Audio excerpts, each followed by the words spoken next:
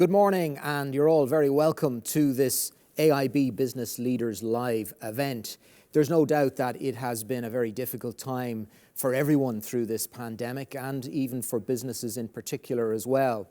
And I think that as we approach the vaccine programme, as we progress through it, there are signs that there's some light at the end of the tunnel. So in many respects, it's a good time to take stock of how businesses have coped, to learn whatever lessons can be learned from the experience and brought forward into the future.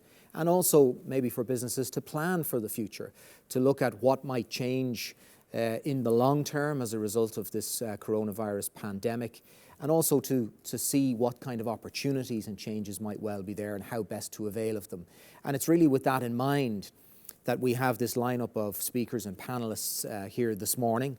And there will be an opportunity for you to ask questions and to participate in the event. You'll see to the right of your screens that there's a mechanism there for submitting questions, and there are polls and surveys as well. So please do take the opportunity to engage fully and get the most out of it.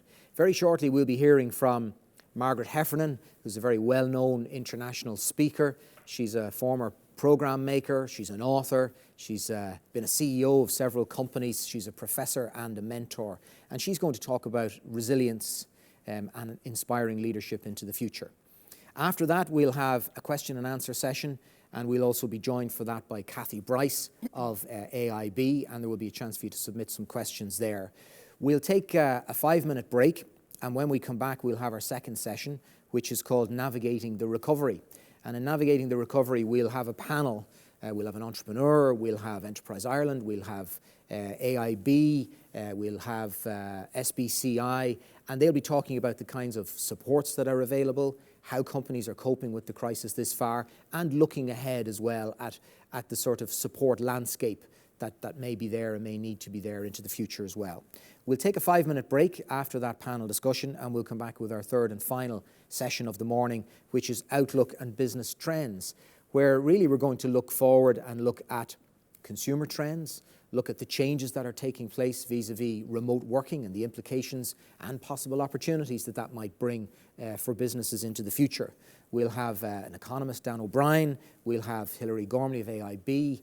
We'll also be joined by John Purdy of Ergo, which is an IT services company that's had a very interesting change, an interesting time during this whole pandemic. So to kick things off, I'm delighted to welcome from AIB the Managing Director of Corporate, Institutional and Business Banking at AIB to make some introductory remarks. Will you please welcome Cathy Bryce? Thank you, Richard, and welcome everybody. Delighted to have an opportunity to join you this morning, and I'm very glad that you've made the time to be with us. Myself and my colleagues have put this event together really to try and be a support for the SME community in Ireland. 2020 was an incredibly tough year. We were, I think, amazed about how resilient and how agile companies were in adapting to the challenges that COVID presented. But of course, 2021 has given us some new challenges again, Richard, and I hope this morning is an opportunity for us to discuss some of that, but also, as Richard, you've said, to get us in a position to, and for SMEs to be in a position to really benefit from the rebound, because we do expect the second half of this year to strongly rebound. So I'm very much looking forward to listening to what Margaret has to say. Her TED Talks are fantastic. She's a lady who's full of common sense and good advice, and look forward to the panel discussions and to plenty of questions from our SME customers. Thank you. Thank you very much, Cathy. Well, as I mentioned about Margaret Heffernan, she produced programmes for the BBC for 13 years. She's written books. She's been CEO of a number of companies and was named one of the top 25 by Streaming Media magazine and one of the top 100 media executives by The Hollywood Reporter. She's a professor of practice at the University of Bath and a great mentor to many companies and a great speaker, and I'm looking forward to hearing what she has to say. I'm delighted to welcome Margaret Heffernan. Thank you so much, Richard and Cathy, and thank you to everybody who's joined this morning.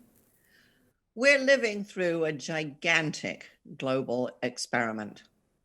Nobody alive today has ever been through anything like this. So It's a really fascinating, as well as trying, difficult, and sometimes tragic time. But it's also a time from which I think we can learn a lot. So what have we learned? Well, I think the first thing that's important to realize is that there is no single experience of this global shock. It's very tempting and very easy to generalize from our own, but for some people, this has been a period of exhaustion and tragedy. And I think we have to acknowledge that and the hurt that it's left for many, and hurt that won't go away swiftly. But we've also learned a great deal about ourselves and about leadership that I think we need to think about seriously right now in order to make sure that we carry the best of it into the future. One of the things that I think we've all seen is huge creativity under pressure. Speaking for myself, I work with a whole range of companies in the UK, in the EU, and in the US. And I would say in general, what I've seen is that the response to the pandemic has fallen roughly into two camps. So some of them adjusted quite quickly to working from home, and then they kind of heaved a huge sigh of relief and thought, thank God that's over and we can keep going. And they're very much hankering to a return to business as usual, eager to get there, and I think have experienced this period as kind of necessary but unenlightening. And a second group of companies I've seen equally well make the transition to working from home, but then thought, actually, this is really interesting. We're in a whole new place, space, mental space. The world has changed radically, and they couldn't kind of get out of that gear. And so I've seen a number of organizations do a very dramatic refocusing, reprioritizing. They thought, if we have this agility, how do we amp it up? Since we have people who are ready for change, how can we change more during this period and get ready for what's coming and really accelerate out of a crisis? And that group, I would say, is much more energy, has much more energy. It's much more future focused, and it's kind of excited, not giddy, right? But excited by some of the challenges and the opportunities that they see ahead. And I have to say, I think, it probably tells you everything you don't need to know about me. The second group strikes me as being a group that really has huge potential, whereas I think the second group is clinging to a norm that will slip from its grasp. We're going to leave this crisis and go into huge economic uncertainty, very high degrees of inequality, and we're already in a climate crisis. So I think the idea of going back to normal is one we should probably just kind of eliminate from our minds and from our vocabulary. So, but what we have seen is this capacity radically under pressure during change to restructure, reimagine what our companies could be. I think we've seen a tremendous, really tremendous growth in collaboration. So you can take a couple of examples. We've seen the company Penlon produce 17,000 ventilators in collaboration with Ford in under a year, a goal that they would never, ever have set for themselves.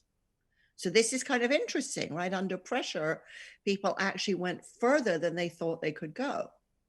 I've been working with an entrepreneur, Martin Stanton, who's turned a rebreather that he used to sell for his diving company into a CPAP ventilator that uses just 10% of the oxygen that conventional ventilators need, because he suddenly saw that he was sitting on a technology that had a really urgent relevance to what was happening all over the world. And of course, we've seen all over the place all sorts of companies like breweries, turn their hand to making hand sanitizer. But I think, what all of these illustrations show is that our organizations have this incredible creative capacity, which I think leaves us with a fascinating question, which is, why don't we use it all the time? If we have this capacity, what are we doing to elicit the kind of ideas and innovation that we've seen in this year? From a similar perspective, if you think about the transition to working from home, we could have made this transition 10 years ago. So why didn't we? Why were we so slow to try the change that technology offered us? Now, of course, a lot of people thought, oh, flexibility is really just code for slacking off, right? Working from home is really just a day off. But actually, what we've discovered is that flexibility can be, frequently is, phenomenally productive. And I think we've made an even bigger, more positive discovery, which is after decades of change programs failing, then we call them transformation programs, as if giving them a bigger name would somehow have a bigger result. But after decades of seeing those, very expensive, slow processes not quite deliver, what we've discovered in this past year is people actually are very good at change if they know why.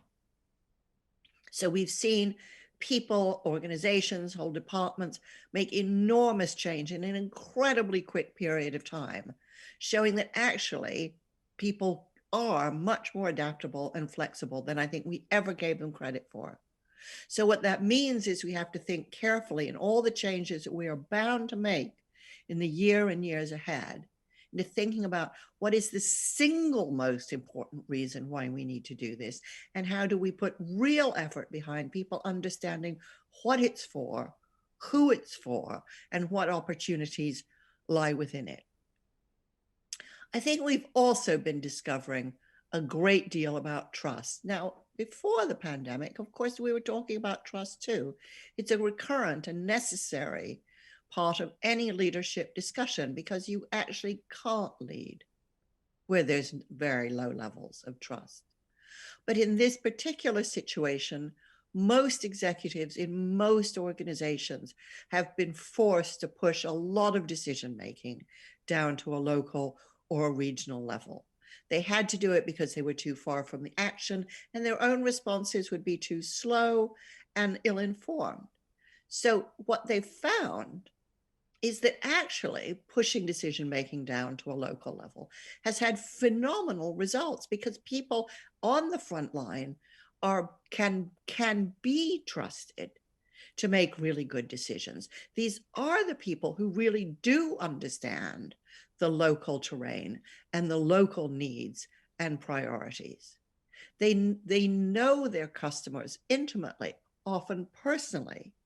And so their capacity to judge and to make good decisions, I think we've often underestimated. But under this pressure, business leaders around the world have seen that they could trust their frontline people, and that actually a lot of the bureaucracy between the front line and the top of the organization has been a drag, both on creativity, on responsiveness, and on customer loyalty. So we've discovered, I think, many leaders have discovered, and they've said this to me, when you trust your people, you get outstanding results. But even better than that, when you trust your people, they give you trust in return. And this, I think, has been a discovery for many leaders, that actually, of course, trust derives from competence, from benevolence, from consistency, and from integrity. But it also derives from the trust that we show in the people who work for us. Leaders also, I think, in this period, have learned to be compassionate.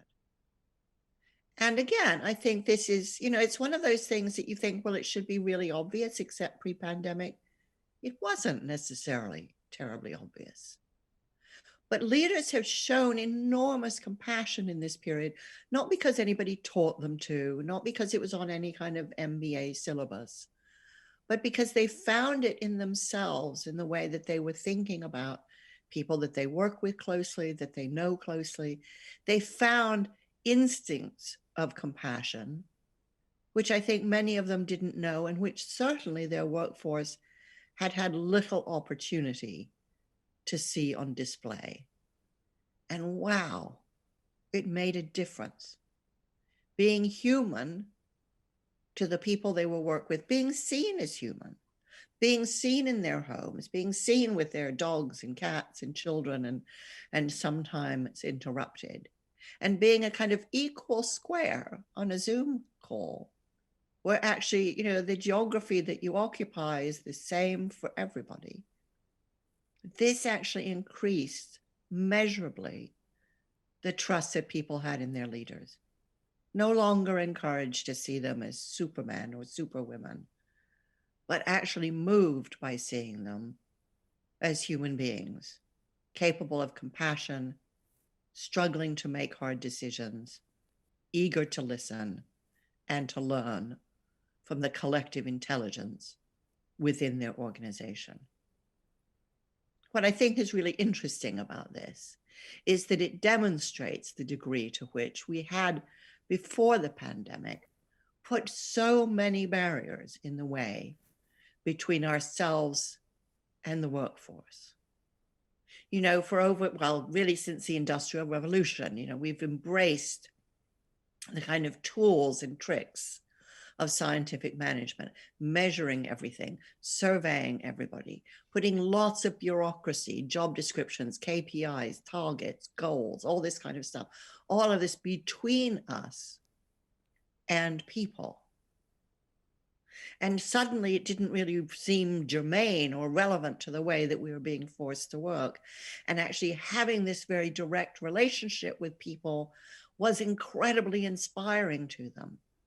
It made people feel that they really mattered, that the flourishing of their organization absolutely did depend on them. And it wasn't rhetoric this time. They knew it, that their capacity to keep things going was really fundamental to the success of the business. And that wasn't because a survey told them. It was because they could see it and feel it, both in the circumstance in which they found themselves and the language, the much less jargony language with which everybody was having conversations about what needs to be done right now. I talked to so many CEOs who, not being told to do this, just really from their own instincts for compassion, phoned lots of people, all the members of their leadership team, often whole swathes of the workforce, to say, I just want to check in on you. Are you okay? Is there anything you need? That one-to-one conversation, sometimes just a matter of minutes, proved phenomenally inspiring and productive to people who otherwise might have felt alone and isolated from their colleagues. But actually the efforts being made to connect and communicate prove more inspiring, often in more personal ways, than just being in the office. And seeing whole lives involved in this crisis, not just a worker, but a whole life with a family and family concerns, and being seen was tremendously motivating and phenomenally productive. Now, of course, we know this has come at a cost. Many people are exhausted. Many people are suffering from mental health issues because of the stress and the grief that they've experienced. But I think what's so crucial when we do start a slow return to some new or slow transition to some new kind of work, what's so essential is that we give people time to repair, but also that we don't forget these absolutely fundamental lessons of humanity and compassion that we have learned in ourselves and in our colleagues. Just before the first British lockdown occurred last March, I brought out a book about the future, ironically, called Uncharted.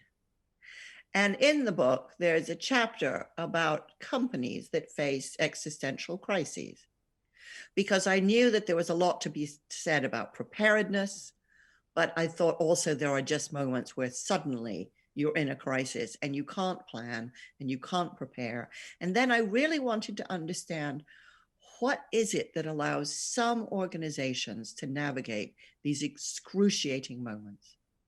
And so I talked to a number of CEOs whose companies had teetered on the brink of collapse, that somehow had kept going, and that somehow had returned not just to survival, but to excellence, and often with their reputations enhanced. And these were excruciating interviews, because simply remembering these periods in their company's history, every single CEO I interviewed at some point wept. So I was forced really to ask the question, if this is so painful simply to recall years later, what on earth kept you going through a time that was so difficult, challenging, exhausting, long? And every single one of them, to my surprise, said exactly the same thing. It was my friends and my colleagues that kept me going. And one added rather bitterly, it was pretty much the opposite of the gig economy. Longevity really counts. It's an important lesson, I think. Of course, there are multiple sources of resilience in a business. Cash is king in a crisis. We all know that. It's the runway. Good relationships with partners and suppliers often give us flexibility that we need as we're figuring out what to do next. But deep down inside, fundamentally, what keeps everybody going, from the CEO down to the cleaner, is a sense that they matter, that what they do really makes a difference, and that when they tire, a colleague will carry them, and that when their colleague tires, they'll do the same. Generosity, reciprocity, and trust. The future that we're heading into is incredibly uncertain. We don't fully understand how the bizarre economic circumstances that we're heading into will resolve themselves. We know that inequality, which has been a huge problem for years, has been exacerbated and uncovered by the pandemic. And we know that climate crisis is going to put pressure on all of us to innovate, to find new solutions, to adapt, to find whole new ways to restructure swathes of the economy. And that's going to require creativity and patience and tolerance on the part of everybody. But in this pandemic, I think, in some kind of bizarre, almost dress rehearsal, I think we've also seen strengths that before this we either didn't see or thought was somehow less important than IQ or qualifications or power. That actually what has allowed us to get through this exceptionally challenging period, both socially and commercially, have been the strengths of trust, compassion, adaptability, and creativity. Infinitely sustainable sources of human genius.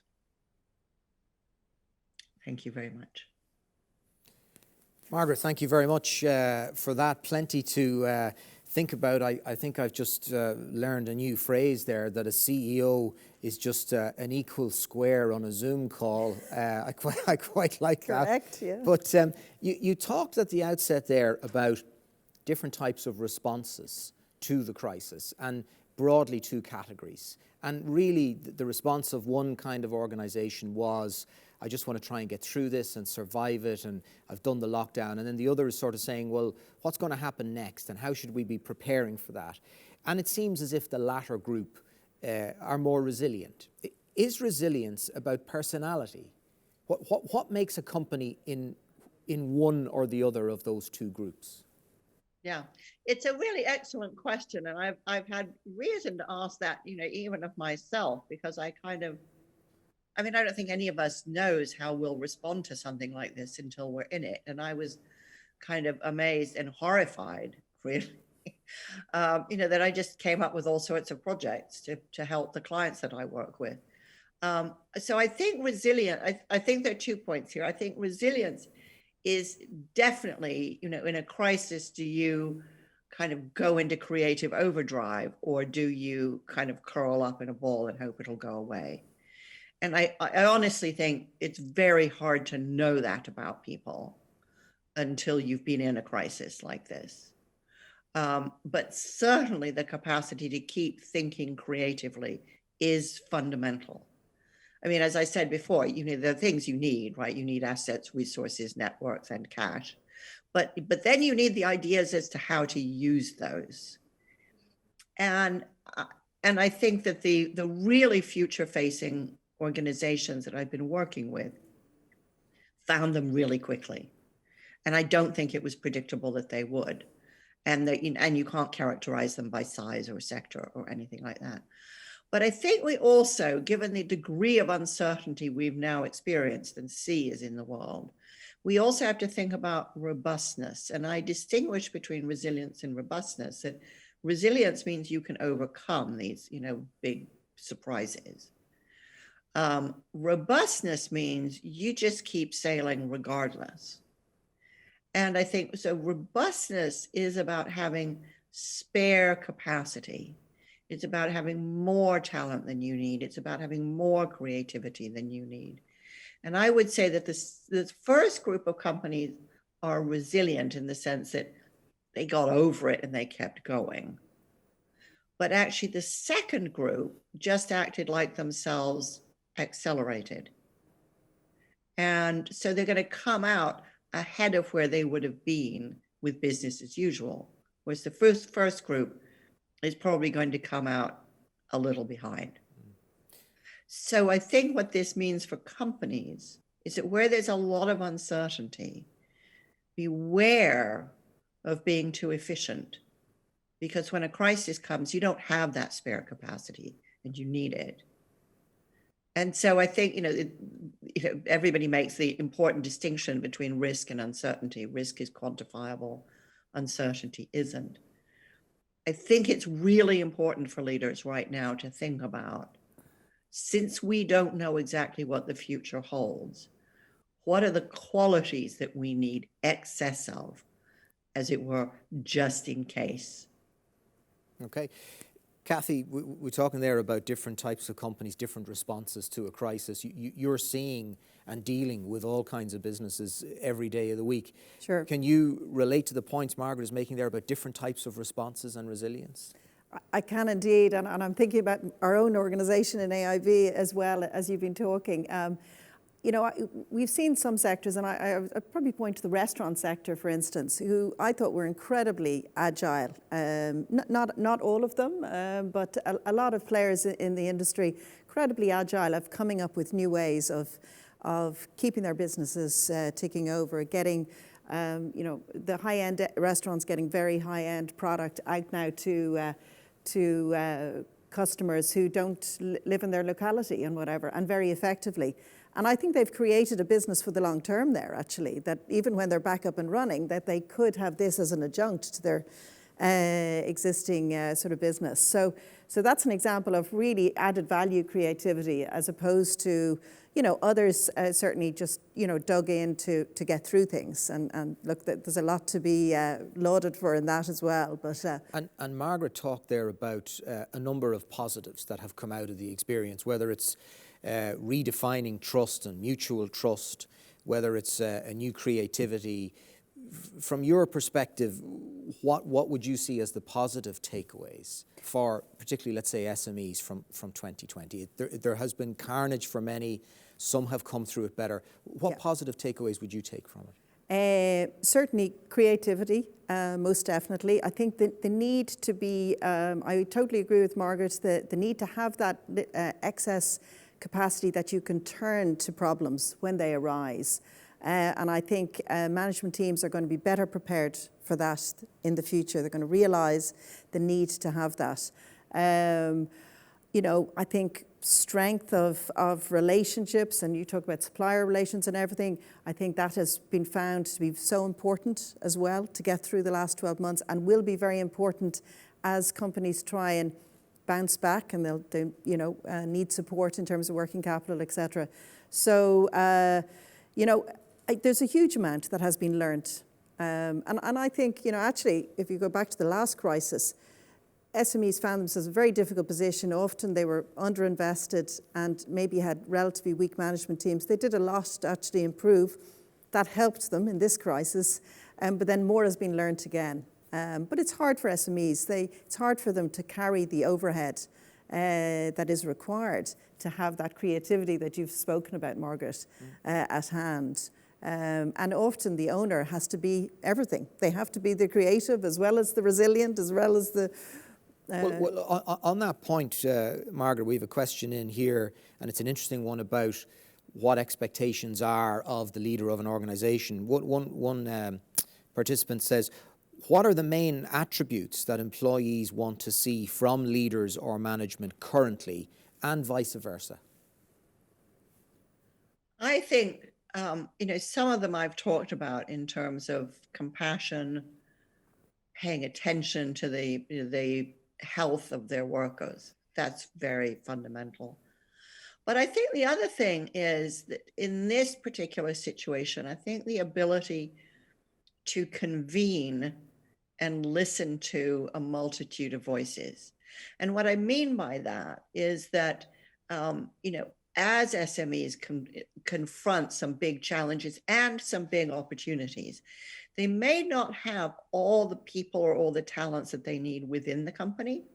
So having networks of partners, suppliers, sometimes even competitors that they can bring to the table and say, okay, there's an opportunity here, or there's a problem here. Can we work this together? And having that quality of relationship. So the network isn't just a whole bunch of business cards, right? It's real relationships. Those organizations that have those big tentacles out into the communities that they serve, I think will have a huge advantage. And therefore, having a reputation for being great to work with, for treating suppliers fairly, for treating customers well. Customers and suppliers are tremendous sources of insight, and insight is a tremendous source of creativity. So having that really healthy network of people who care about you and care about your company and whom you care about and whose company you care about, that is gold dust in this kind of environment. You talked about trust and this two-way street of a sort of a new approach to trust because of the circumstances that both managers and employees have found themselves in.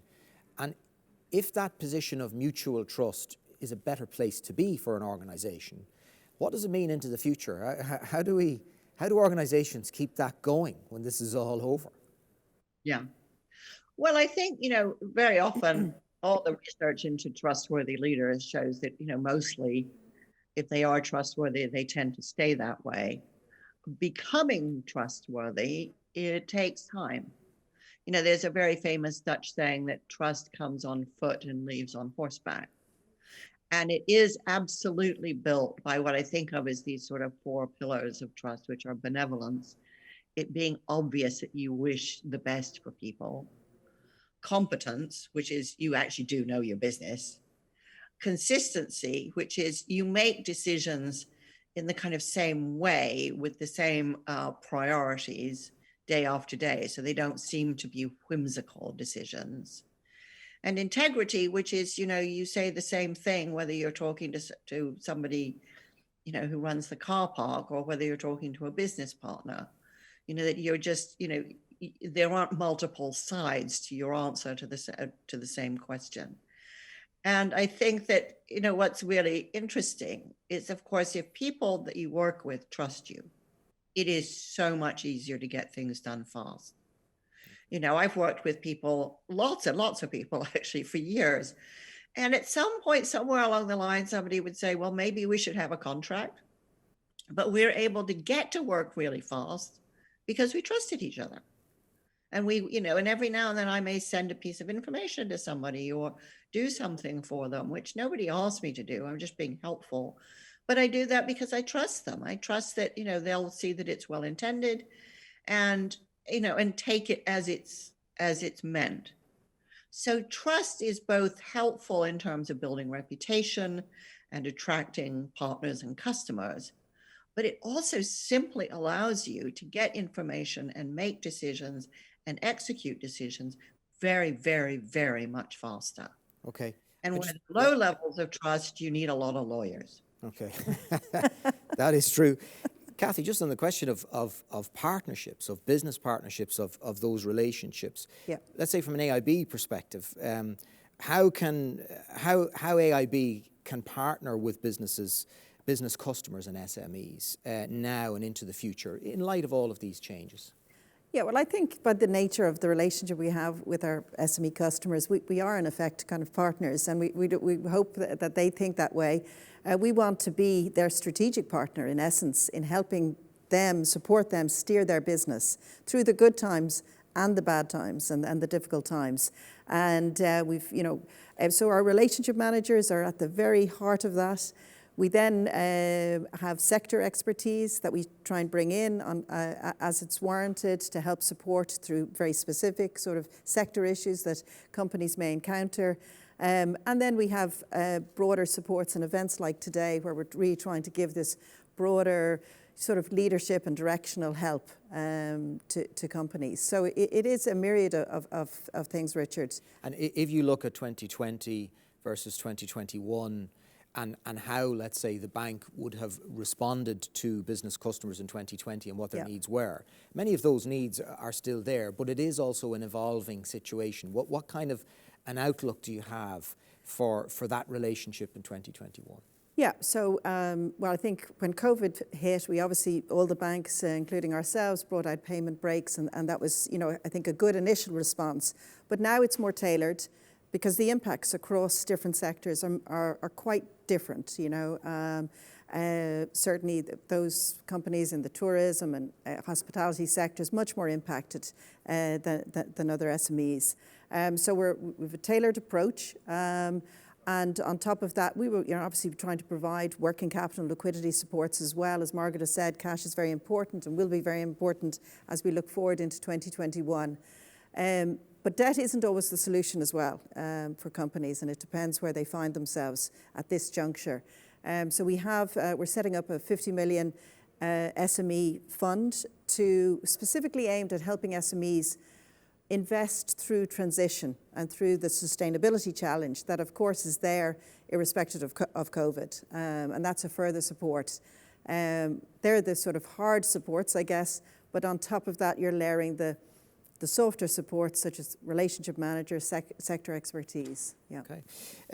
Margaret, one other question here. A lot of people in the discussion around the impact of the pandemic are asking questions about sustainability. They're saying, has this all come along because of globalization, the way we're living our lives? We're beginning to re-examine, and that has implications for climate change. And fixing the climate change issue will present opportunities in business, and it may also lead to casualties in business as well. If we end up spending less or buying less or using less, somebody may be out of a job. What do you think are the big takeaways there in relation to sustainability and climate change? Well, I think in a way, you've just said that, Richard, in the sense that, yes, there are opportunities and threats. There's no doubt that really everything has to change. Right? We absolutely cannot go on living the way that we're living. We do have to consume less, and we have to consume differently. And it's interesting, I've just been doing some research into a place in Colorado called the Office for Just Transition. And, a lot of companies in Colorado depend on fossil fuels and the sale of fossil fuels. And so both national state tax receipts and jobs and income and housing and everything is going to have to change. So they're working right now and thinking, how do we make this transition just and fair so that people become sustainable in new jobs and industries? I mean, I think that, from an innovation perspective, it's a phenomenal and fantastic opportunity for really creative people to reinvent pretty much everything. I think for those that are really in the firing line in terms of fossil fuel-based businesses, this is deeply challenging, and it's going to require a big act of collaboration between consumers and companies and government to figure out how we make this just transition. But make no mistake, we are way behind on this. Fortunately, a lot of entrepreneurs and SMEs, have been working on green technologies for 30 years, but business as a whole has not. And so I think instead of waiting for the master plan, which is what I see many businesses doing, which is, well, we'll make the transition when somebody tells us what to do or how to do it. I think we now all individually, as businesses have to take this to heart and say, actually, my business is going to be better and more robust if I get ahead of the climate crisis. So instead of waiting for what's everybody else doing, figuring it out for myself. And then you get this fantastic virtuous circle of innovation where everybody's learning from each other. But we have got to get going. There is no master plan. And by the time we can figure out what it should have been, it'll be too late. So the day to start pretty much is yesterday. Okay. Just moving on from the climate change issue, Cathy, I'm thinking about 2021 again, and SMEs are out there. They've had different experiences of the pandemic so far, some of them very varied and very different.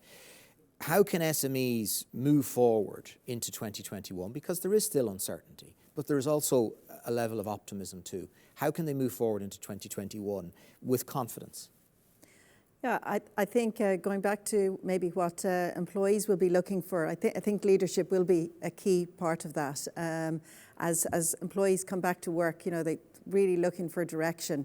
And the path is a little bit unclear, and I think maybe for management teams to have different scenarios to really try and be able to pivot whatever way the economy goes is probably a reasonable advice. I think in general the government support's been extremely helpful. It has kept most businesses intact, Richard, which is great. But they are going to have to be very agile still in terms of how quickly the recovery unfolds across different markets.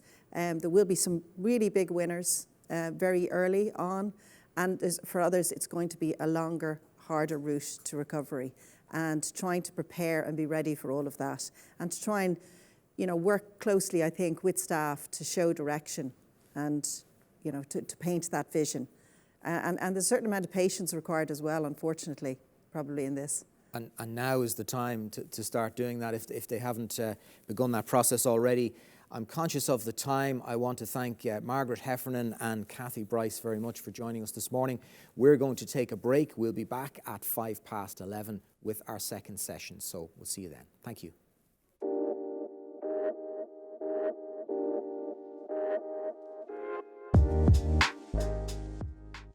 You're very welcome back. Hopefully you had a nice little short break there. Grab a cup of coffee or whatever it might be. And we're back now with our second session. And the theme of this session is navigating the recovery. And we'll have an opportunity to submit questions. Please do. You'll see on the right-hand side of your screens how you can do that. And I'm delighted to be joined here in the studio with me by Catherine Moroney, who's Head of Business Banking Markets with AIB. And we're also joined on the live link by Julie Sinnamon, Chief Executive Enterprise Ireland, Chupi Sweetman of Chupi Jewellery, and John Madigan of SBCI, the Strategic Banking Corporation of Ireland. So you're all very welcome. And we want to look at, I suppose, first of all, the kinds of supports that are there. It'd be nice to hear from Chupi as well about how she has got through the pandemic so far and what kind of changes she's had to make and what some of the challenges have been.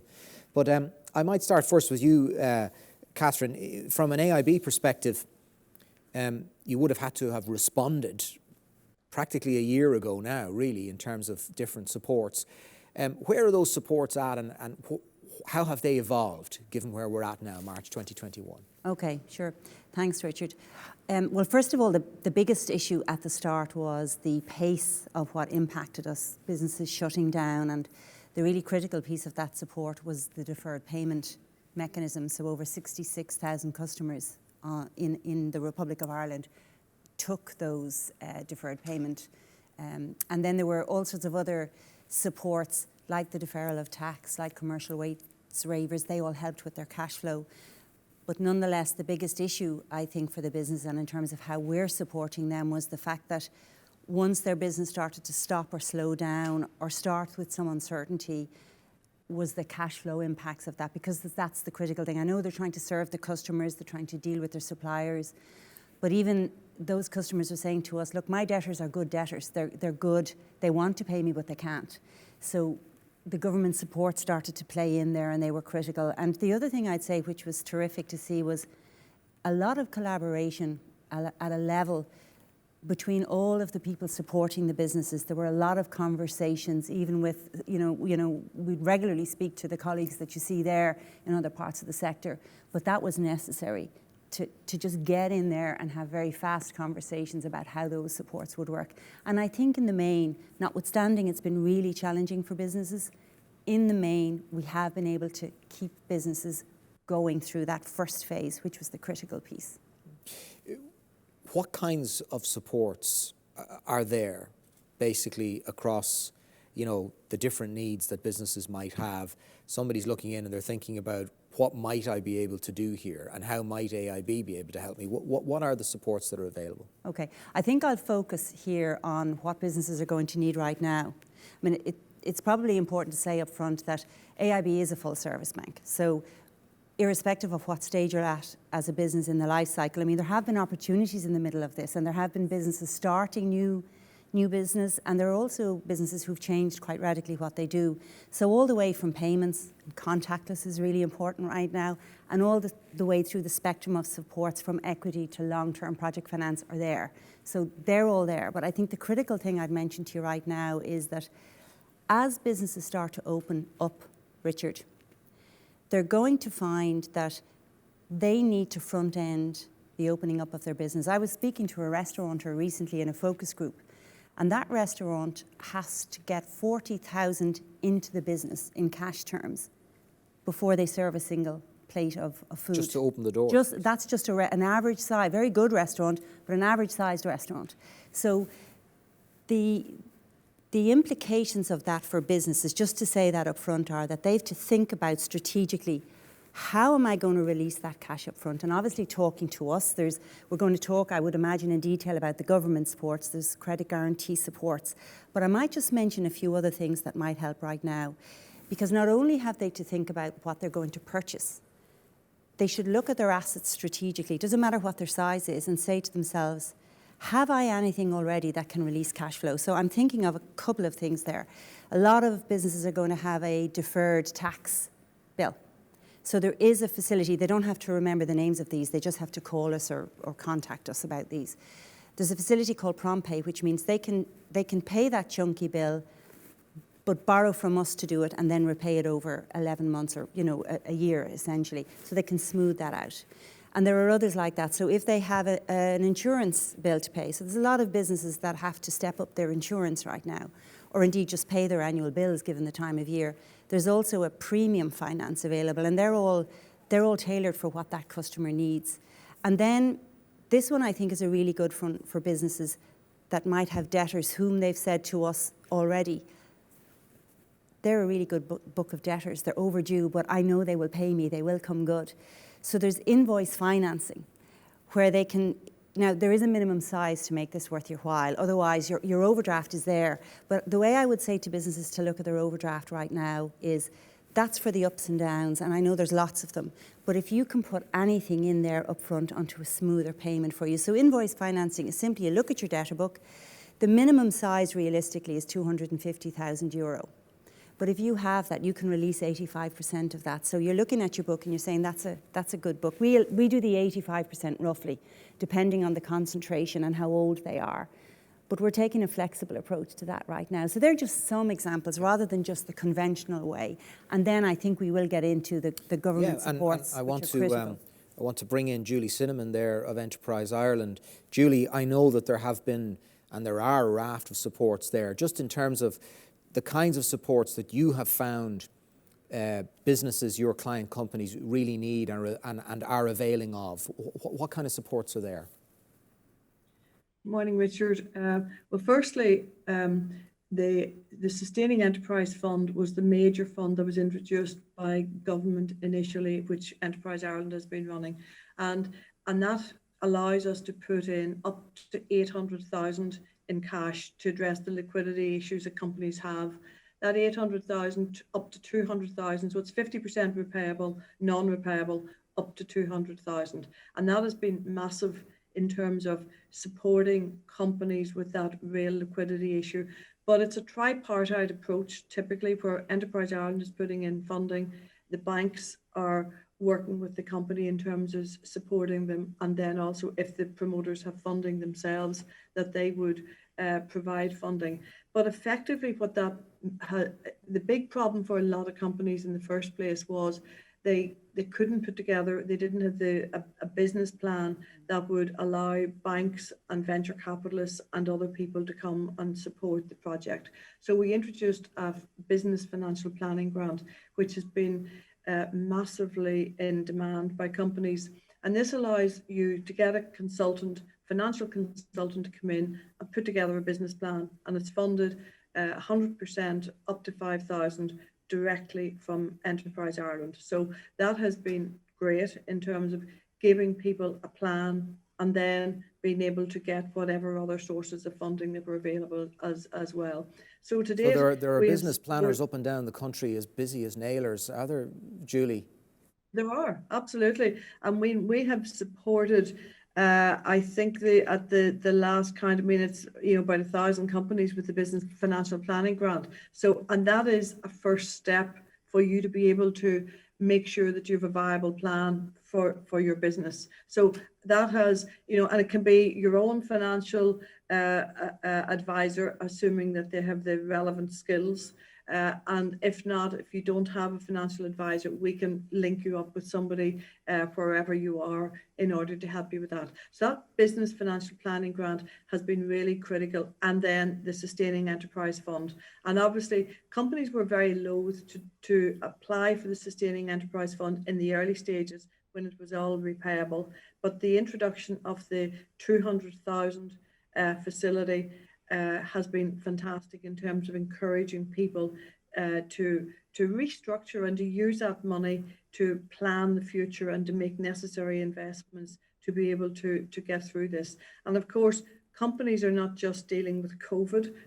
Brexit came down the tracks at the same time, and we've companies having to invest in taking on people to support the customs side. So there's a Ready for Customs grant. And then there's also the ability to put together plans for the UK market or for your diversification side, etc. So Brexit has been an additional pressure on many companies in addition to COVID. Just on Brexit there, Julie, it is probably too early to determine this, but we're seeing a lot of the early logistical supply problem issues, teething problems. Customers and consumers are talking about, some additional charges in relation to things that they buy.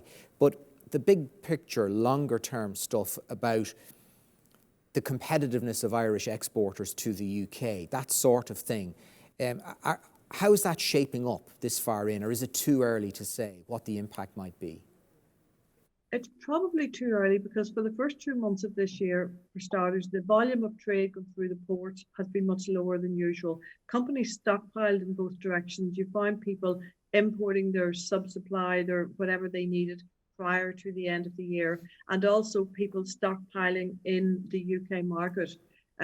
We are seeing that, But we had an event 2 weeks ago where we had a survey done with all of the participants. There were 500 or 600 people attending the event, and certainly UK is our number one market. It's 31% of our exports from Enterprise Ireland clients, and companies are saying it's been a hard fought market, and we are going to continue to be in the UK market. Now, obviously, with customs comes extra cost. So what we would be encouraging companies to do is to work on their whole competitiveness agenda in order to be able to take as much cost out of the system as possible, to be able to, and there's funding available for people to take on that extra resource in terms of dealing with the customs issues. So to take on, there's up to 9,000 per person to be taken on, or somebody to be reallocated into one of those roles within the company to be able to deal with the bureaucracy associated with it. But, and the UK have, 1st of April and the 1st of July, and of course there's a bit of uncertainty about that at present. So we haven't really felt the full impact of Brexit at this point in time. I think that will be seen over a longer period. What we're seeing is a lot of people bypassing land bridge, going direct, and a lot of new routes being added on the Rosslare mainland Europe route directly. And a lot of companies that were sourcing product in the UK have realized actually it was coming from Germany or Holland or France or Italy into the UK. A middleman was converting the euro cost to sterling and then back to euro to sell it to Ireland. So actually there's a lot of work has been done with companies on their sub-supply in order to be able to bring product in directly from Europe, which gets rid of the delays bringing it through the UK, but also gets rid of the double currency exchange rates. Maybe not good news to bankers, but very important in terms of taking cost out of the system and being able to bring that product in directly. So, I mean, I think it will be a number of months before we'll feel the full impact of Brexit. And it has actually encouraged a big increase in demand for companies to go into Europe and increase their exports. So they are starting to respond in that way. Chupi Sweetman, as someone who is running your own business through this pandemic, how have you navigated it and what kinds of changes have you had to make? Good morning, Richard. I think the biggest challenge that COVID brought was the speed. It hit us all like a wave. We went from the kind of change that normally happens every year, particularly in our industry, so we're in luxury, happens in years, and the changes happens overnight. I was saying to Julie and John earlier that this time last year we were all in the office planning. We should be opening our pop-up shop, our first shop in New York in March 2021, and so the strategy we had for our business and the future that it was the path it was taking was very different than the one it is now. So I think for us it was that when that huge wave hit of just looking at the challenge and innovating. So we launched into April. We have a physical store and a big online business for Chupi. We lost half of our business overnight when the store closed and Ireland went into lockdown. And it was about then delivering innovation. What could we do? We had 46 people on the team, 46 families, and we had this amazing machine. And it was just, I think pivot is such a difficult word, because if you're closed and your business is entirely closed, it's very difficult to be told to pivot. But we were lucky in a sense that we were left with half of a business. And we managed to turn that into a really powerful machine. So although 2020 was very challenging, we ended up trading up plus 51% year on year. Financially, Chupi, how did you manage through that change of direction, that re-emphasis? What did you need? Did you get what you needed? So we were very lucky and that we've a really great relationship manager in AIB. And I think it was, so our board are very pro proactive relationship management. I think it's something we forget as small businesses, that sometimes we need to manage those relationships with our external stakeholders like Enterprise Ireland, like AIB, and staying in touch in those good times and bad. So when we hit that cliff on that first week of April, I remember we traded 95% down year on year. And that was terrifying. So we went straight into protection. What could we do? What could we defer? What could we postpone? AIB were fantastic. We had a loan due for repayment. It all got postponed. We had obviously everything. The government supports were amazing. The wage subsidy scheme, we availed of all of those. And so that just gave us breathing space. And I think that's what we looked for the first stage of COVID. For us, it was about protect. What could we do to protect our team and protect the business as it existed? And I would think we said to our team, we planned it month by month for those first few months. So we survived our first month, then the second, and then we got to quarters, and then came into 2021. And I was saying we've just hired 19 new people to join our team, because thanks to all the innovation that our team delivered in 2020 and the support that was available, we were able to deliver an incredible year. And so it's really lovely thinking that although it was, I hope, one of the greatest challenges, and that we can say one of the greatest challenges we've faced as a business, it's made us better. And has your business changed forever now? Are you going to do the pop-up Absolutely. shop in New York? Because, well, maybe the rent might end up being a fraction of what it would have been in March 2021 when the time comes. be Will fair. you do that, or have you just re-examined the whole business model for the future? So there were huge changes. In February 2020, we were just about to sign a lease, tripling our footprint for our office because we knew this huge hiring was coming in. So we've 1,800 square feet, and we were about to expand out to take another 2 floors in our building. We were about to open a pop-up shop in New York. There was huge changes that won't be there. So now our team work from home by and large. They're fantastic and they love that. That shop, yes, it'll come in New York, but it'll come in a different sense. For us as a retailer, we were always digital first. So we were blessed in a way that we were able to take advantage of that huge change. But I think so many of the changes, we will hold them. There's benefits. Working from home has been huge for our team. It's really been an amazing change for us as an employer. It means that when we go out for a job, for looking for new hires, we can bring people in from not only all over Ireland, but all over the world. But also that those digital changes are here to stay. The likes of augmented reality. So we're just about to launch augmented reality. So you'll be able to, from the comfort of your home, and we sell into 67 countries around the world. So you can be anywhere in the world. You can try on a ring using augmented reality. You can take a picture of your hand and try on a new diamond, check which one you want to do. And those kind of huge innovations that we had on our roadmap, that were on our 3-year plan, on our 5-year plan, we delivered them in 6 months. They're all bigger. So it was very fast, but powerful. And it's brought them forward. John Madigan from SBCI, when you look, just give us a flavour of the kind of supports that SBCI have on offer and what the take-up is like vis-a-vis the sorts of companies that are availing of them. Sure. Thanks, Richard. I suppose just to remind everybody that the SBCI was set up to bring down the price of borrowing for SMEs, to make access to finance easier, and particularly through times of crisis. We were set up at the end of the last crisis. So this crisis hit, and within 2 weeks of the lockdown happening, we had introduced a short-term COVID-19 working capital loan scheme into the market, which was, 3-year scheme, 4% fixed, loans from 25,000 up to 1.5 million. Of that, about 192 million of the 300 million has been fully sanctioned at this stage. And then we moved on. About 4 months later, we expanded the long-term scheme, the Future Growth Loan Scheme. We added 500 million to that scheme, the bulk of which has been allocated already, which is really good news in that it looks like SMEs continue to invest even during the lockdown. They looked at the long term, they looked at the future, and they actually borrowed to support that investment. And then in September, the COVID-19 Credit Guarantee Scheme was introduced. And that was, the highlight, I suppose, of the government's debt support program. It had a 2 billion facility. Good bit of feedback around, low take-up, this kind of thing. However, the latest figures would show that actually more than 4,000 SMEs have actually taken funding from this particular scheme. And that's more than have taken loans under the Future Growth Loan Scheme, which is actually supposedly our most popular scheme to date. The difference is that the loan size is a little bit smaller. And I was interested in what Catherine said around, that restaurant needing 40,000 to reopen. Our average loan size across the credit guarantee scheme is 65,000. So it's in line with people looking to borrow enough to reopen and maybe just get themselves back and running again.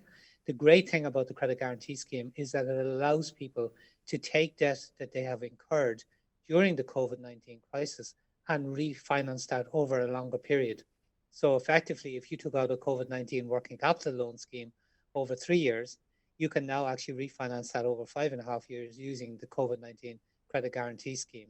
So we believe the last 3 weeks have actually been our busiest 3 weeks on that scheme.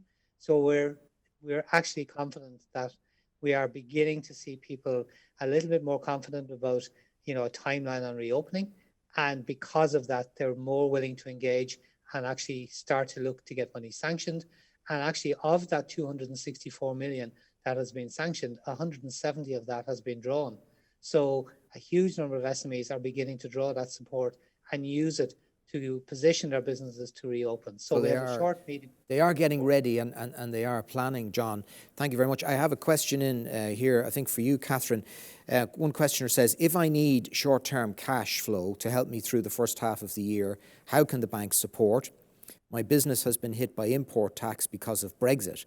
Does the bank have support in place to advise on how to navigate this? Yes, absolutely. And so the last point there was around the advice and the support. So I've mentioned some of the products and services, and I'm conscious we're still in lockdown, so there's several different ways that...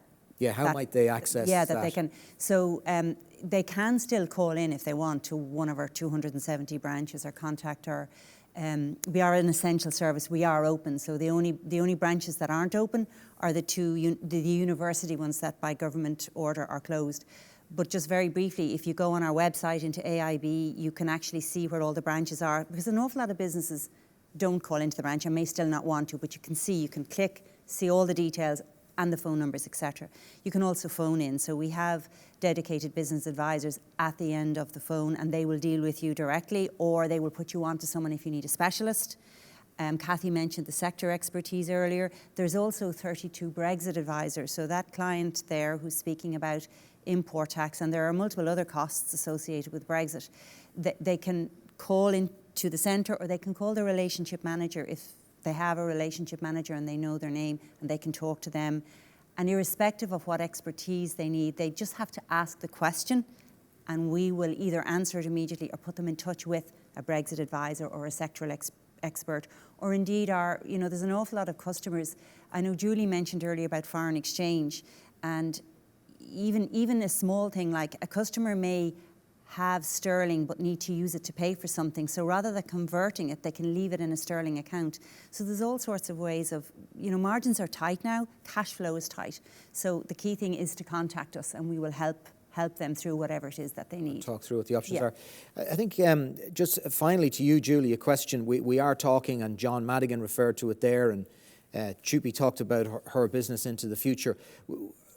What level of optimism or fear or skepticism is there among your client base at Enterprise Ireland? Now, obviously, they're exporting, and the picture in exporting has tended to be quite good. But what's the mood like?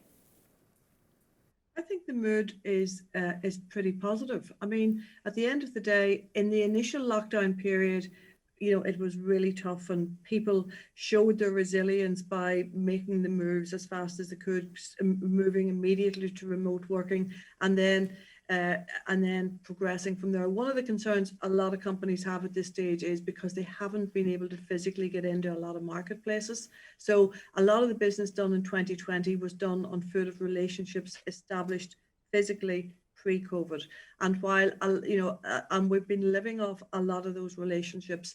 So, but there is optimism that the vaccine is coming and people will get back into the market. And in fact, in a funny way, it was a great leveler, because if you were doing business in Australia and New Zealand, nobody was traveling into the marketplace, and we've all learned to do work just as we're doing this morning virtually, and we will never go back to wherever we were. But in terms of, we at that seminar last week with all the companies in the UK market, 80% plus of the companies in the UK intend to grow their business in the UK market. And companies, I think, having got to this stage, are pretty positive overall when they see a vaccine coming, and they actually believe that they have, they've weathered the storm to date. It has been much deeper for some sectors. So, for example, food service is the obvious one, with a lot of restaurants, etc., closed, and pubs. The whole aerospace, travel technologies, etc., event management companies. So there's some people who've been particularly hardly hit in the last year. And on the other side, we've seen fantastic examples of companies that have seen an opportunity and have pivoted to take that opportunity. Companies like Nearform that now have the most widely used contact tracing app globally. So we have great success stories of companies that they're there and taken on the new business model and have gone for it. And there is that level of optimism that is out there that we are seeing. So Thank you very much, Julie Sinnamon, John Madigan, Chupi Sweetman, and to Catherine Moroney of AIB as well. I had a result there from one of the polls. It seems to have, it popped up and then it's gone again, but one of the polls about the biggest challenges, I think that the number one challenge that people talked about was cash flow. So you're all in the right space in talking about dealing with these challenges and issues. Thank you very much for joining us this morning. We're going to take a 5-minute break and we'll be back with our final session on the outlook and business trends for the future. Thank you.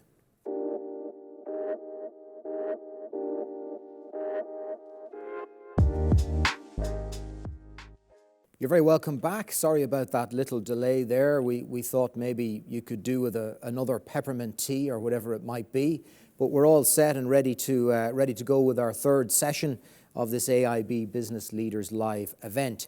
Now, the theme of this session is Outlook and Business Trends for the Future, and I'm joined by Dan O'Brien, Chief Economist with the Institute of International and European Affairs, by Hilary Gormley, Head of Business Banking, AIB, and by John Purdy, Chief Executive of IT Services Company Ergo. So you're all very welcome. Dan, I might start with The Economist and The Economist's view.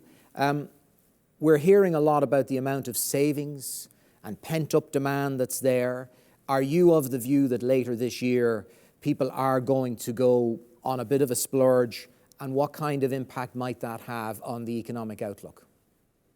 Well, certainly, Richard, this is very different from the last recession, when during the last recession, households went into the recession with very bad balance sheets. This time, we've seen this increase in savings for a number of reasons. People haven't been able to spend it. People have been concerned about the future. So we have this huge amount of saving, and there is the potential that if the health dimension of the COVID crisis is dealt with by the vaccines, that there is a real potential for quite explosive recovery, particularly in consumer spending.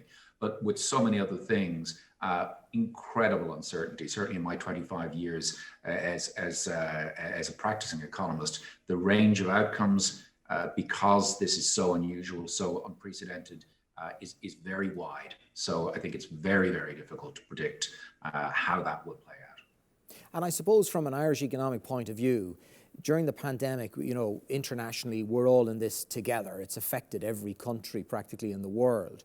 But it doesn't necessarily mean that every country will come out of it in the same way and at the same time. So therefore, we can look at Ireland, but we also have to look at how it plays out elsewhere. I think we've lost you there, Dan. Oh, you're back. Sorry, yes, sorry, we lost you for a second, Dan. You could just go again. Okay. So look, Ireland's one of the most open economies in the world, and if the world is in recession, will affect. No, I think we may be able to get back to you, Dan, if we can get that link back up again, but we have lost you there. I want to go to Hilary Gormley of AIB, Head of Business Banking in AIB. Now, one of the things we want to talk about are the changes that we're seeing during this pandemic. How many of those might endure and might last? What would you see as the sort of consumer trends that are there? What are you seeing now, and which of those do you think might last as new trends? Sure. Thank you, Richard, and good morning, everyone. I think first and foremost, and a lot of people have spoken to it earlier on, is actually the pace of change. The COVID hit us very hard, and everybody had to adapt to that pace. We fundamentally have businesses, but we're also consumers. So in that, I think our expectations as consumers as to how quickly we expect change and expect delivery has actually fundamentally changed. So for all businesses that are consumer related, thinking about how the customers expect change to happen is fundamentally shifted. I think that was really enabled through digitalization. And we saw the shift to digitalization over the last 10 months. And sometimes we use the phrase, we had 10 years of change in 10 months, because that's the rate at which it happened. And all parts of the demographic and consumers shifted to digital for their delivery, for their services. So again, businesses being able to adapt to that, and that is here to stay. It might evolve, and it likely will evolve as we open up and meet each other again, you know what I mean, and have that face-to-face contact. But absolutely, we need to be able to have multi-channel, deliver digitally and through face-to-face contact as well. I think the other consumer demand as us as employers or as staff, that has equally fundamentally shifted. You know, we're all working from home, or the vast majority of us are working from home. So that has brought local business into local areas. That's a shift, and how the new ways of working for businesses and across the country, I don't know exactly what it's going to be, but it's going to be different. We're not going back to what it was before. There will be a shift in how we work, where we work, how we engaged. And I think that of itself will bring opportunities. And the other big trend, I think, and Dan touched to it earlier, is the savings economy. We've 120 billion of savings built up at the end of 2020. And in December of last year, we saved 4 times more than we did in December 2019. So how that savings is going to be used and how consumers are going to spend that is going to be critical as the economy opens up across different sectors. And of course, businesses, now is the time to start thinking about Absolutely. Planning for that and how they might prize some of that money off those individuals who are probably going to be very willing to spend it. And, you know, where do you see the bank fitting in helping business customers to identify those opportunities and those new developments and new trends? Yeah, so I think Margaret referenced it earlier, and I would absolutely resonates with me. COVID has been a very individual experience. And I think for businesses, it has been very individual. We talk around sectors and hospitality and retail, and clearly there are some sectors that have been more impacted than others. But businesses within those particular sectors have had their own unique experience, depending on their customer base, where they are, how they engage. And first and foremost, I think it's actually quite a lonely place for SMEs in relation to this has happened. So as a bank, first and foremost, we're a key partner. We want to be a trusted partner for everything. It's actually reaching out to those customers and having a conversation, understanding what's going on in their business and saying, well, how can we help? Or here's the supports, and we heard some of the supports earlier on. Secondly then, in relation to, and again, we touched earlier in relation to the sustainability agenda. Like, that is here to stay. There is going to be growing focus in relation to that. And as a bank, it's a core part of our strategic objectives, you know, being at the centre of leading the sustainability agenda and having the infrastructure to help all our sectors in relation to what it means for them, giving them insights into what's happening in that sector, what tools, and how we as bank can help their investment, funding, whether that's working capital, long term, being able to do that. And again, Cathy and Catherine referenced earlier our sectoral expertise. We have a team of people who are dedicated experts in the sectors here, from, you know, our hospitality to manufacturing to international. And a big part of how I see that we can help customers is making information available, bringing insights to our customers and making that available directly to customers themselves. We do it through events similar to this. We do it through release of bulletins so that we can help customers see what the trends in their industries are, where that impacts for them, and how we can help to support them. And a big part for that, for me, is in relation to from being a trusted partner with our customers, is actually recognising what their opportunity is, where it is in their sector, and then how we as a bank add value. So that can be helping them to recover from COVID. It can be helping them in their exports if they're looking for new products, new markets. It can be helping, we're seeing a lot of actually increased M&A activity in helping in from an investment and putting them in touch with the right advice that they need at that particular time. And that, to me, is about bringing relevant and, I suppose, core specialist experience at the right time for customers. And I think to do that, what is important is that we have the channels. You know, so we have our dedicated relationship managers, we have our branch infrastructure, we have our website, significant information on that, and through our direct banking, and having all the information available that our customers can access it conveniently. And that's how I see how we can deliver and serve our customers in the months and years ahead. Great, and that's the resources there. We're rejoined by Dan O'Brien. Dan is back. Dan, I had asked you about the question of things, you know, some of the fundamentals within the economy. Things might look good. We're all in this together during the pandemic, but not every country is going to come out of it in the same way. How big an issue do you think that could be in the future? Well, let's say something positive and something not so positive, Richard. Ireland is a very open economy, and our two biggest exports are pharmaceuticals and tech. Now, they are the ideal sectors to be in a pandemic, and they're also future, almost recession-proof kind of industries. So very positive. They will provide engines, and they have provided engines for the Irish economy through this. On the more concerning side, while balance sheets of households and businesses were much more healthy going into this than the last recession, the state's balance sheet is not so healthy.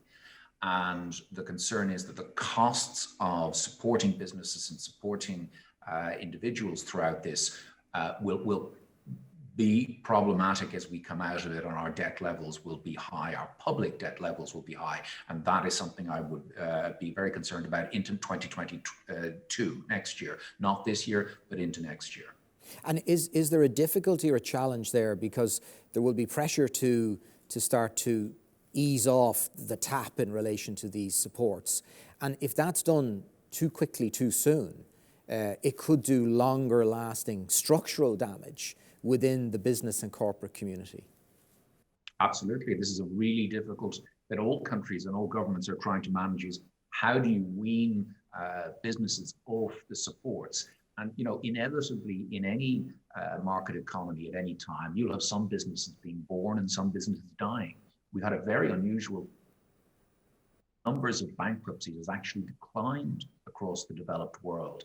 Now, the reason for that is mostly because businesses that would have gone out of business in the normal course of events have been able to benefit from government supports. So I think we're going to see an increase in bankruptcies, even if we get the best possible outcome with those companies that just would have gone out of business in the normal course of events over the past year. So just getting it right and getting the supports to viable companies that are going to survive, while definitely trying to wean those companies that are not going to survive of public money, I think will be a very difficult exercise for this government, the government in this country and others. Okay. I want to bring in John Purdy here, Chief Executive of Ergo, the IT services company. John, just briefly, you might just give us a synopsis of Ergo, what you do and how things have gone during the pandemic for you. Sure, and good morning, Richard, and thanks for inviting me on. So we're a 28-year-old business that still describes ourselves in startup mode. And the importance of that is that we're always innovating, we're always changing, we're always pivoting.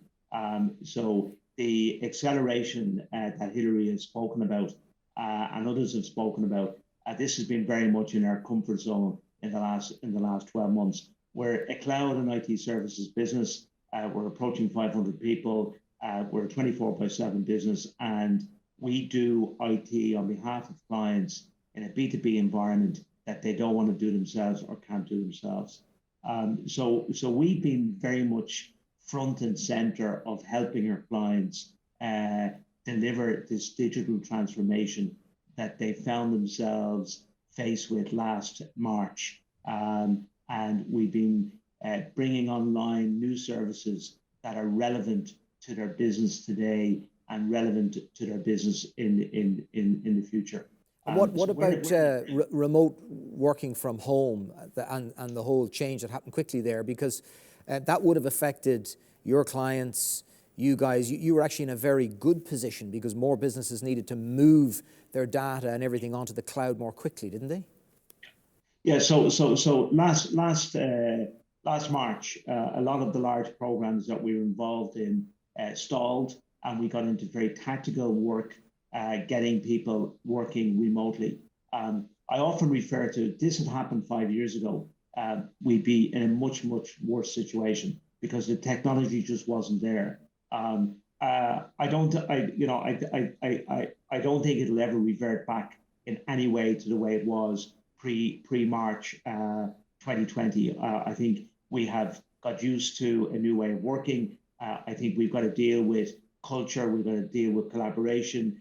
We're all talking about a hybrid model. I think that's the way it's going to go. I think it's better for the environment, and Hilary spoke about sustainability. I think it's better for work-life balance. Like this working from home is incredibly efficient and effective. It may be a little bit more mundane and boring, but it just gets stuff done. My job, our job, is to make sure that people have the technology to allow them transform their businesses aggressively. And it is incredibly aggressive. And to do that in a very secure way, because the cyber criminals haven't gone on holidays while all of this is happening. The amount of cyber activity is enormous, and we need to be, and clearly the bank is very conscious of this, but we need to be very much aware that's a C-level concern, that whether you're a large organization or a small organization, that you need to make sure that your business is secure.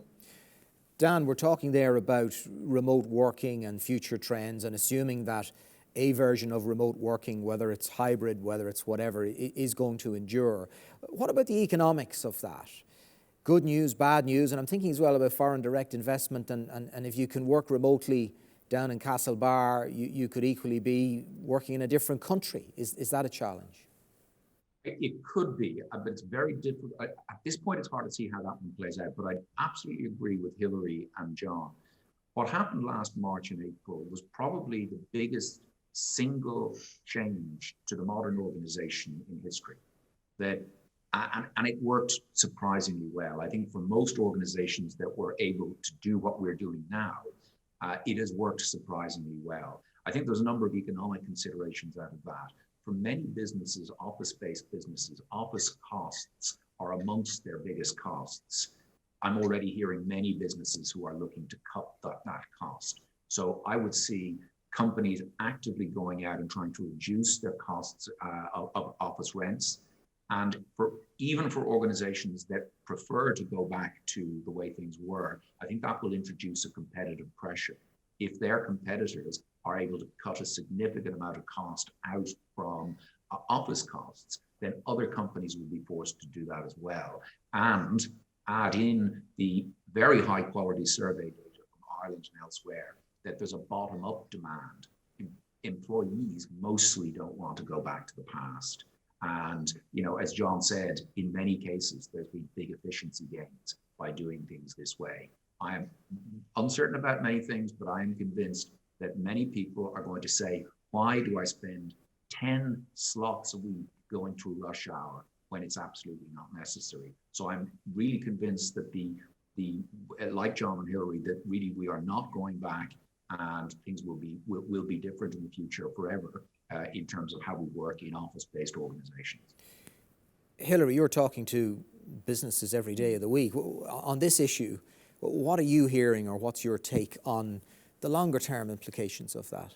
Yeah, no, I would absolutely agree with that. I don't believe we're going back. And one thing we've certainly seen, and it's been inspiring to be frank, in relation to how our SME and our business owners have reimagined their business, and they've fundamentally shifted their business model, and adapted very quickly. The level of innovation and creativity across our SME is phenomenal, and actually, it's how do you capture that and nurture it and make sure that we sustain that momentum as we come out of COVID in the recovery, but also into the future as we deal with new challenges that will come at us. And we've talked about sustainability being one that is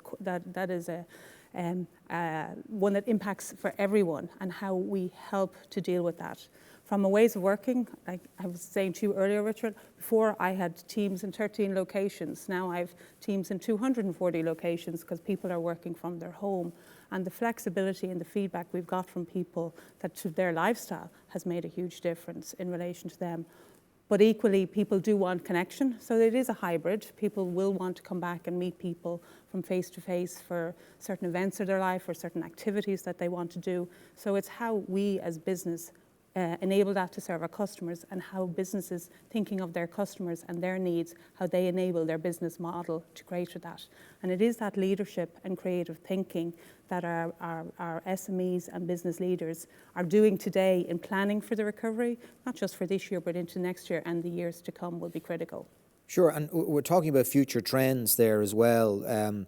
John Purdy, in relation to, people are talking about localism and the return of the local and the value of the local. And again, if people are maybe remote working a lot more, and they may even be working in small towns and that kind of away from the city centres, do you see that as, how do you see that playing out as a trend? Do you think it'll have a significant impact? So we've had a view for quite some number of years that work is not something where you go to on a Monday morning or Tuesday morning. But work is something that you do, that it's outcome based. Clearly there has to be a level which is done in the office because that's client dependent, et cetera, But equally, I think the pandemic has proven that this is an efficient and effective way. And we have stories of colleagues that have moved out of Dublin and moved to the west of Ireland and have cancelled their mortgage and have bought a house and are mortgage free and have fibre into their home and are working very, very effectively. No issue with schools, enhancing the rural economy, taking traffic off very busy roads, all of that kind of stuff. That all has to lead to a positive outcome from this scenario.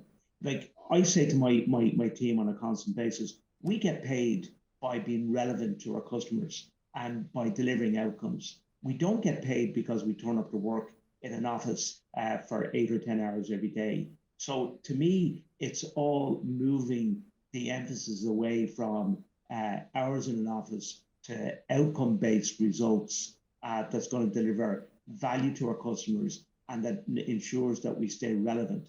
And if that's in East Point in Dublin, or whether that's in Ballyhonus or in Galway City or whatever, that doesn't matter. Like I accept the point that Dan is making, that there's a lot of unknowns and there would be taxation issues and where people are employed and all of that kind of stuff. But we'll work all of that through and we'll find ways around that. And you know, we as a business are a very geographically diverse organization. We've people within Ireland, we've got people in mainland Europe, in Eastern Europe, all that kind of stuff. And we have to have that flexible, agile working model to serve our customers. And just so on we're talking there, John, I want to bring in Dan O'Brien on. We're talking about, okay, remote working is one, but also more and more businesses are moving online. We've seen it, for example, with retail. You know, in many respects, people have talked about the death of retail. Retail is now changing. There's a whole online proposition to retail. Lots of businesses are moving online. These changes are challenging, but they do bring opportunities for companies and for companies based in Ireland, that in theory, if you can get it right, the market is out there. Absolutely. That's you know, the weightless economy people have been talking about for a long time. And as an island, the peripheral island in Europe, traditionally that has not helped us in terms of economic growth. But the more the economy moves into this sort of space, the more the entire world, and particularly the EU, where we, we're fully integrated into the single market. With the Eurozone, we don't have exchange rate risk. So the opportunities are clearly huge for a traditionally peripheral island if people can get it right, as you say. And Hilary, from an Irish business point of view, the opportunities that arise from these changes. I mean, for example, we are seeing an increased health and safety spend. You know, that's a sector, somebody that's in that sector, that will bring about opportunities. We're seeing retailers who are managing to go online successfully, suddenly finding that they have a much bigger market. Yes, absolutely. It has opened up new opportunity where before we might have caps and saying, well, you know, we talk there in relation to urban, rural, you know what I mean, what that is, and people think, well, that's my local market. But what actually everybody has realised, you can actually do business from anywhere. And John touched to it earlier on, it is actually about the outcomes and the service and the product that you're delivering. And when you have the infrastructure there available, it's actually what you can deliver for the customers. So that whole rethinking or re-engineering business model, you mentioned retail there, critical. It actually has opened up completely new markets for people. Healthcare is a wonderful example in relation to, again, have had really challenging times this year. but huge investment in relation to what they need to do in the future, and how we deliver healthcare in the future will be fundamentally changed. So across all of our sectors, there's lots of opportunity. There's different challenges probably in some, but there is opportunity. And I suppose as a bank, what we're there to do is to help to support people to invest and to support them to deliver for their business. Okay. Thank you very much, Hilary, and to Dan and to John Purdy. I just want to conclude. We have a poll result here. Has COVID-19 accelerated or impacted your business's digital transformation? Yes, say 90.9%. No, say 9.1%. And it's the same, 0.0%. So that kind of sums it all when it comes to the level of change we've seen. Thank you very much, Dan, John, and Hilary, and thank you to all of you who've tuned in this morning. I think we've had an opportunity to get some information across to you, some analysis, some discussion, and possibly as well some hope for the future about the opportunities that may well be there. Thank you very much for tuning in. Thank you. Bye-bye.